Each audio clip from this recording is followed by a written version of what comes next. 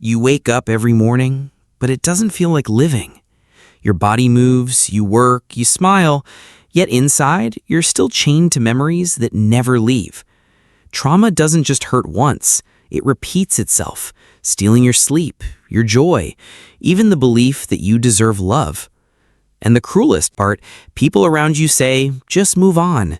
But how can you move on when your own brain keeps dragging you back? This is not weakness. This is what trauma does. It rewires your mind, keeps you locked in survival mode. But here's the truth most people never tell you. Your brain can also heal.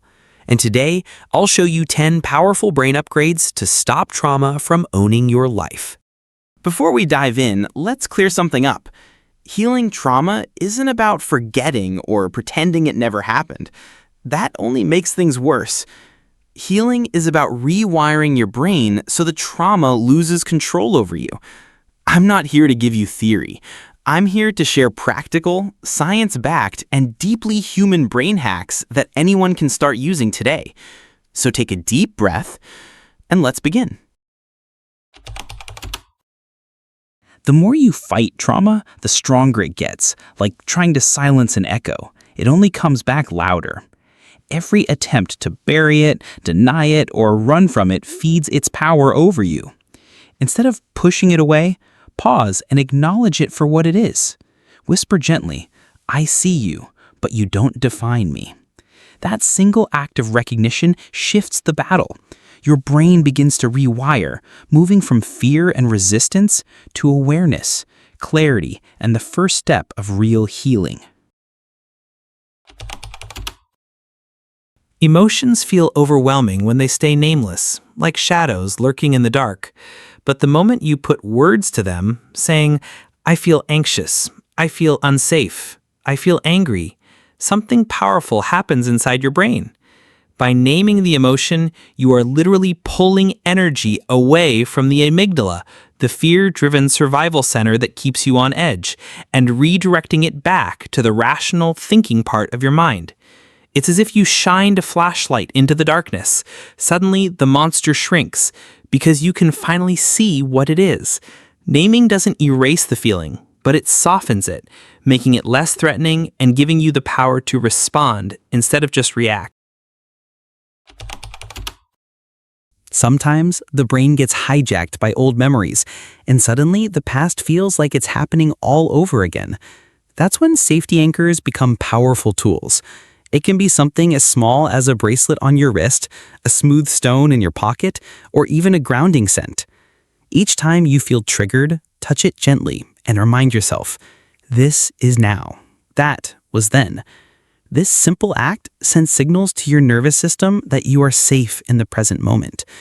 Over time, your brain begins to separate memory from reality, trauma from today, giving you back control. It's not about erasing the past. It's about reminding your body that you've survived it. Your brain isn't just a storage box. It's a storyteller. Every memory you carry is wrapped in the meaning you gave it. When you write the memory down, you take it out of the shadows and put it into words. Then, when you rewrite the ending, adding strength, survival, or even compassion, you are not changing the fact that it happened, but changing the way your brain files it. This process is powerful because the brain recalls not only events, but also interpretations. By reframing, you weaken trauma's grip and create a new narrative, one where you are no longer the victim, but the survivor who continues forward. Your breath is more than survival. It's your built-in remote control for the nervous system. When trauma hijacks your body, your breath becomes shallow and rapid, signaling danger even when none is present. By practicing the 4-4-8 method, inhale for 4, hold for 4, and exhale slowly for 8, you send a direct message to your vagus nerve. We are safe now. That long exhale is the key. It flips the switch from fight or flight to rest and heal, calming both mind and body. With each round, you gently retrain your system to respond with balance instead of panic. Trauma often locks itself inside the body, freezing muscles and trapping energy that was never released. That's why small, intentional movements, like shaking your hands, rolling your shoulders, stretching gently, or even humming softly, can feel so powerful. These micro movements act as signals to your nervous system, telling it, we are not stuck anymore. We are safe to move again. Even a few seconds of shaking out tension can release layers of stress that words alone can't touch. Humming, in particular, vibrates the vagus nerve, naturally calming your entire system. It may look simple, but these little actions help unfreeze the body, restore flow, and remind your brain that safety and freedom are possible again. One of trauma's cruel tricks is making you doubt your own memory, twisting what happened until you feel confused or even guilty. Manipulative people take advantage of this too, using gaslighting to convince you that your reality isn't real. That's why keeping a reality check journal is so powerful. Every time something happens, an emotion, an event, even a simple interaction, write it down. Later, when self-doubt creeps in, you have solid evidence, your own words recorded in the moment. This journal becomes more than notes on paper.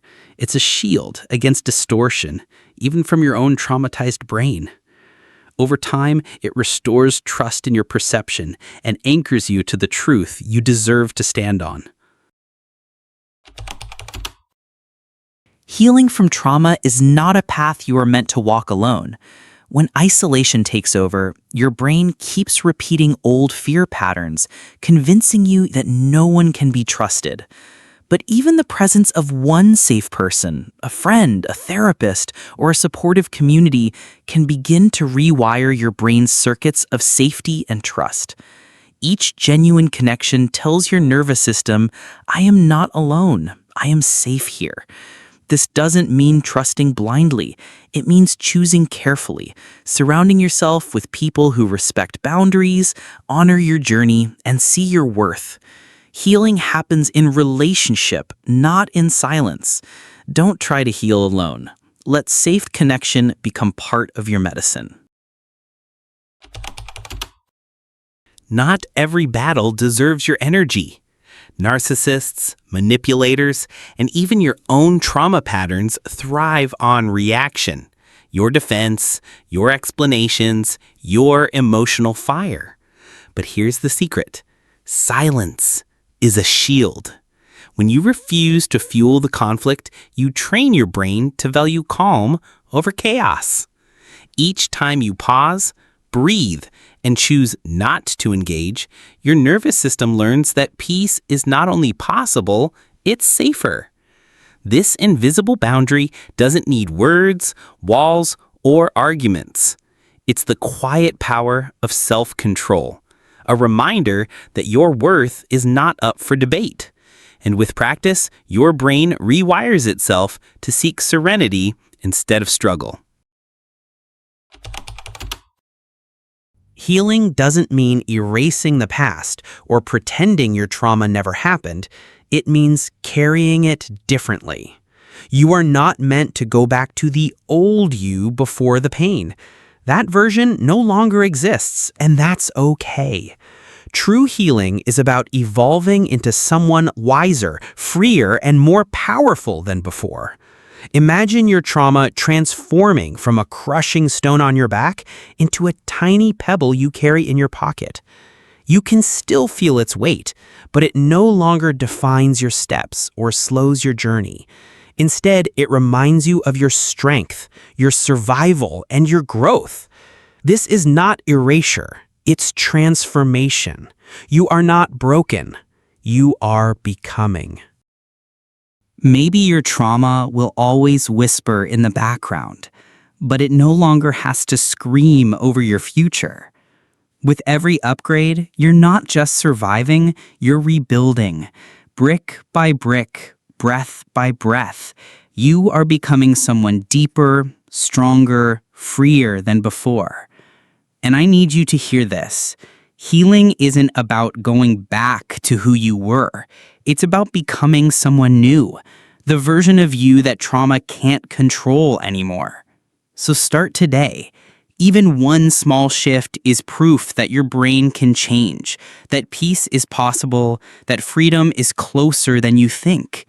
And if this video touched you, share it, because someone out there is still trapped in the dark, waiting for a light. Maybe your healing can be that light.